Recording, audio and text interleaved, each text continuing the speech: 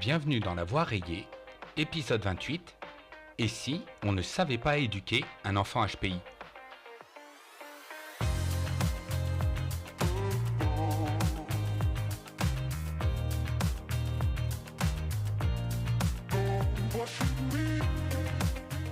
Il ne rentre dans aucune case. Elle remet tout en question. On a tout essayé, rien ne fonctionne. Si vous êtes parent d'un enfant HPI, vous avez peut-être déjà prononcé ces mots, ou au moins pensé très fort quelque chose comme « Mais c'est pas normal, c'est pas censé être si difficile.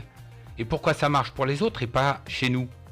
Vous avez lu des livres, vous avez regardé sur internet, vous avez écouté des conseils, vous avez tenté la punition ferme, la discussion douce, les routines, les explications, les encouragements, la bienveillance à toute heure du jour et de la nuit, et parfois, rien ne change, ou alors ça empire.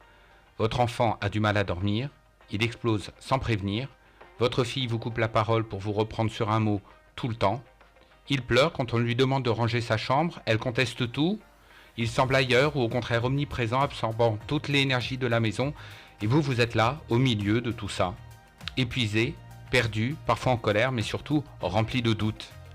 Est-ce que c'est moi le problème? Est-ce que je suis un mauvais parent? Est-ce que j'ai raté quelque chose? Cet épisode est là pour répondre à cette question, mais pas avec des phrases toutes faites ou des slogans culpabilisants, pas avec des recettes miracles.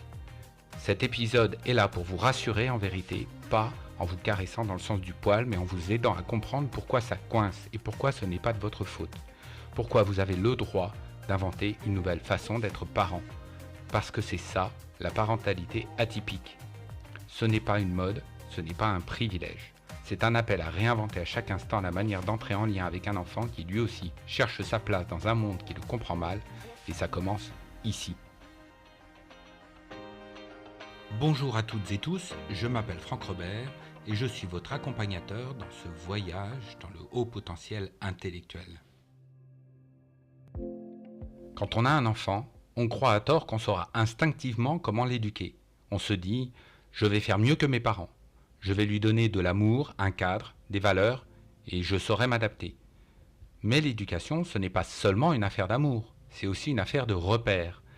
Et la plupart de ces repères, on ne les a jamais vraiment choisis, on les a absorbés. On éduque par imitation, par réflexe, par peur parfois, ou par rejet même. On applique les règles invisibles de notre époque, de notre culture, de notre histoire familiale. Et ces règles-là, qu'on les appelle éducation positive, autorité bienveillante ou discipline douce, elles ont toutes un point commun, elles partent du principe que l'enfant est normalisable, qu'il va apprendre à obéir, à se conformer, à entrer dans le moule, à faire comme il faut, et qu'avec le bon dosage entre amour, limite et constance, on va y arriver. Mais quand on élève un enfant HPI, ce moule explose, parce que cet enfant pense vite, ressent fort, perçoit ce que les autres ne voient pas. Il pose des questions sans fin, ne supporte pas l'injustice et surtout ne peut pas fonctionner dans un cadre pensé pour des enfants standards. Il ne refuse pas d'entrer dans le moule par caprice, mais parce que son cerveau et son être profond ne s'y reconnaissent pas. Alors forcément, les méthodes classiques échouent. Et avec elles, une partie de notre confiance parentale s'effondre. Souvent, on se dit « on a tout essayé ». Cette phrase, je l'ai entendue beaucoup de fois avec les familles que j'accompagne. Des parents fatigués, sincères, aimants, qui me disent « on a lu tous les livres, on a vu des psys, on a essayé des routines, des contrats, des compétences, on a l'impression d'avoir tout essayé. Et malgré tout, l'enfant continue de déborder, de provoquer, de s'effondrer, de s'isoler, de ruer dans les brancards. » Mais ce que beaucoup ne voient pas, c'est que le problème n'est pas le manque de méthode, c'est que la méthode est juste inadaptée au terrain. C'est comme si vous essayiez d'arroser une plante tropicale avec une technique prévue pour un cactus. Ça peut marcher un temps et puis ça jaunit, ça fane, ça meurt. Avec un enfant HPI, ce qui pose problème, c'est le paradigme éducatif lui-même. Le rapport à l'autorité, le rapport à la norme, à la hiérarchie, au mérite, le système entier autour duquel tourne notre vision de l'éducation. Et quand ce système ne fonctionne plus, deux choses peuvent arriver. Soit on double la dose, on devient plus strict, plus rigide, plus exigeant au risque d'écraser l'enfant ou de le voir s'effondrer dans un burn-out. Soit on se remet en question profondément, évidemment. Et c'est là que commence souvent dans la douleur la naissance d'une parentalité atypique. Alors une fois qu'on a compris que les modèles dominants ne marchent pas, la tentation est grande de chercher la bonne méthode alternative. On se tourne vers les podcasts, les comptes Insta, les formations, les conférences, les tutos YouTube, etc. Mais ce qu'on oublie souvent de dire, c'est que la parentalité atypique n'a pas de recette, parce qu'elle n'est pas une technique, c'est un processus, c'est un chemin, c'est un ajustement permanent entre qui est votre enfant et qui vous devenez à ses côtés en tant que parent. C'est une manière d'être, pas une liste de conseils.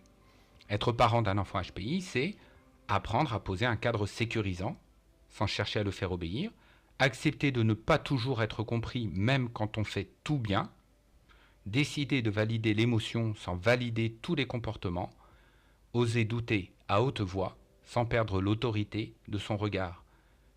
C'est aussi parfois reconnaître qu'on est soi-même HPI sans l'avoir su et que notre enfant vient réveiller aussi notre propre histoire d'enfant trop intense, trop lucide, trop en colère, trop sensible.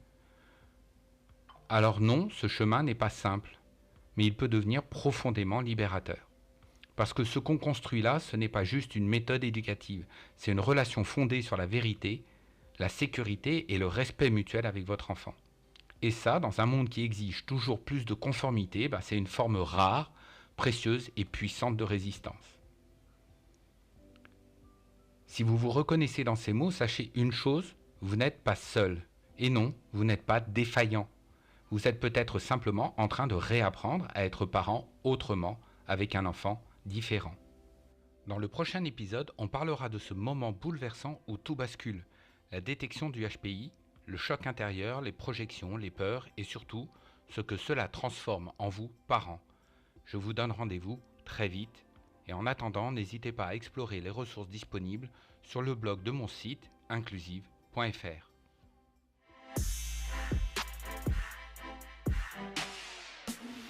Merci d'avoir écouté cet épisode jusqu'au bout. Si vous avez aimé, abonnez-vous et laissez-moi 5 étoiles et un commentaire sur votre plateforme d'écoute préférée. Et partagez le podcast avec vos connaissances qui aimeraient en savoir plus sur le HPI. La voix rayée, c'est tout pour aujourd'hui. On se retrouve très bientôt pour un prochain voyage. Au revoir.